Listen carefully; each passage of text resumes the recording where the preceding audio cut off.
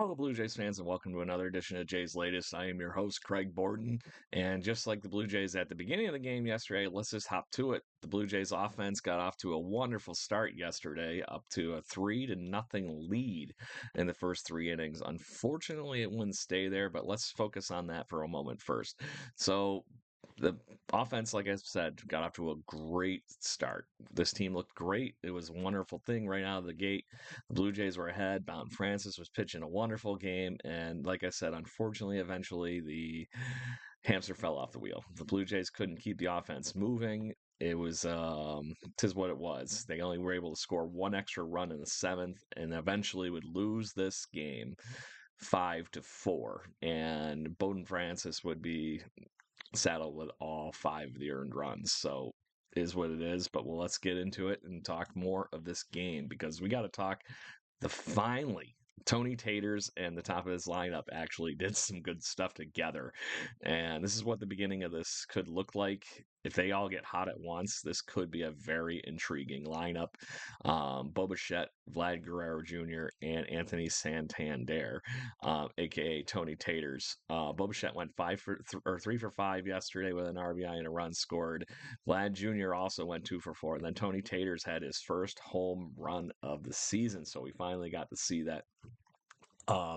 But we got to see this offense click in the other fashions too, because right off the bat in the first inning, Bo Bichette gets on and eventually brings him in Vlad Jr. with a nice double. So that's how this offense is designed to work. Bo gets on, Vlad and Tony get them all moving, and the Blue Jays win games. Hopefully, that's the whole point.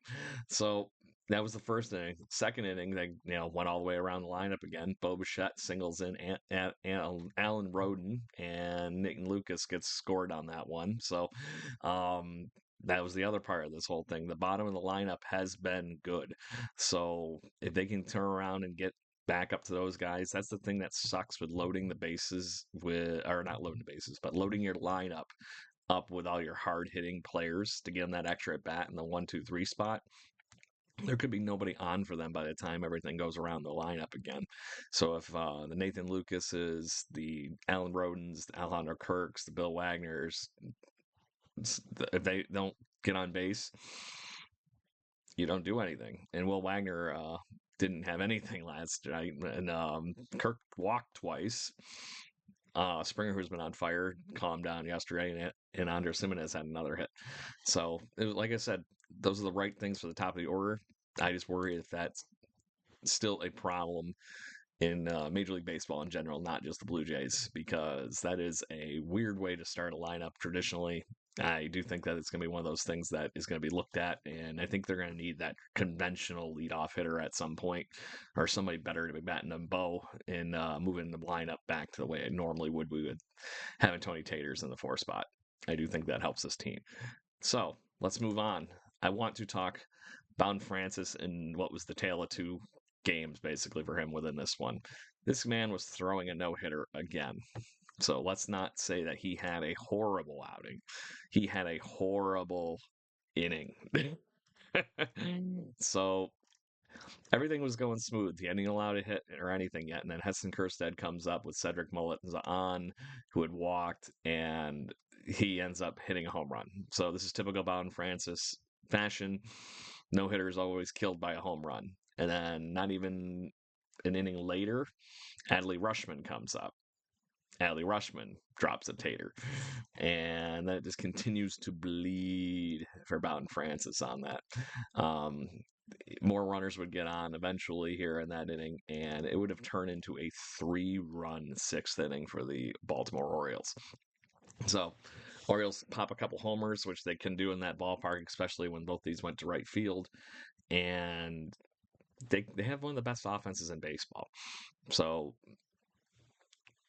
it was just a rough spot for Boughton Francis, but at that point he had thrown 96 pitches. Maybe the question was what was going on in that inning? Was he left in too long? Schneider could have taken him out, put somebody else in. I will say that Yariel Rodriguez was the one that let the runners in, so he was inherited runners, but he did get out of it eventually. And Mason Fluharty looked great in his inning of work, and then Chad Green came in for the last bits. And the bullpen looks strong. I will give them that, especially against this, like I said, powerful Baltimore Orioles lineup. But it was not. Oh, it just hurt because it felt like a gut punch.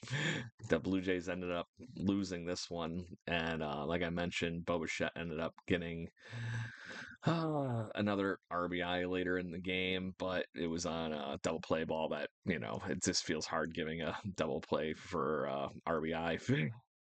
But is what it is. That did give us a chance, but had the bases loaded, and it was just like, oh great, there it goes. There's the double play. Typical Blue Jay fashion of late. 4 for 13 with runners in scoring position yesterday, but Andres Jimenez stole a base and so did Miles Straw. So they're trying to make some things work. I think that's the big key here, that the Blue Jays are trying to make it work. They have to find a way to win these games because they are going to have to be more scrappy than the other teams to be able to get some of these wins. Especially when I think we're like the 26th team in baseball right now in home runs, and that one home run from Anthony Santander does not help that too much. So let's talk about today. This ends up being a 2-game series. The Blue Jays and the Orioles got rained out Friday night. The Blue Jays are going to see Cade Povich tonight, or this afternoon, actually, at 1 o'clock. And he's had a pretty good start. Not a ton of earned runs, but he's been scattering a ton of hits. His first outing, he had 5 hits, only 4 1/3. But then his last outing against the Kansas City Royals, he allowed 12 hits. Somehow only managed to allow 1 earned run. So hopefully the Blue Jays bats can be awake and have a little bit more timely hitting. And maybe we can get to Cade Povich. On the flip side of that, we have I'll say, one of our better pitchers and maybe possible ace with Kevin Gossman, Jose Barrios. He's going to be on the mound today. He's had a very up and down season so far. Obviously, he got blown out on opening day, but he's had 2 really good starts since. His most recent one, obviously, being in the cold against the Boston Red Sox in 7 innings, 4 hits, 1 earned run, 2 strikeouts, and 3 walks. So that'll be what we're looking forward to, hopefully today, as we see Jose Barrios hopefully mow through some Baltimore Orioles um, batters, but we're going to see what happens. The big thing I want to point out here is that Cade Povich against Vlad Jr., not so much fun for Cade Povich. He's got 4 RBIs against Povich so far, and he's also got a home run. So that might be interesting to see what Vladdy can do today. If you're a betting person, maybe that's not the bad bet. So it is what it is, Blue Jays fans, but that's how ball's going to roll. And let's see what they can do today against the Baltimore Orioles to close out this series before they, actually, I forget who they go to next. I got to look now. Wait for it. That's right. They got to head home. I knew that much, but I couldn't remember who they were playing. They will be playing the Atlanta Braves come Monday evening. So make sure you get ready for your Looney Dog night on Tuesday. That'll be for second one. All right, Blue Jays fans, cheers, and let's go. Lights up, let's go, Blue Jays. Cheers.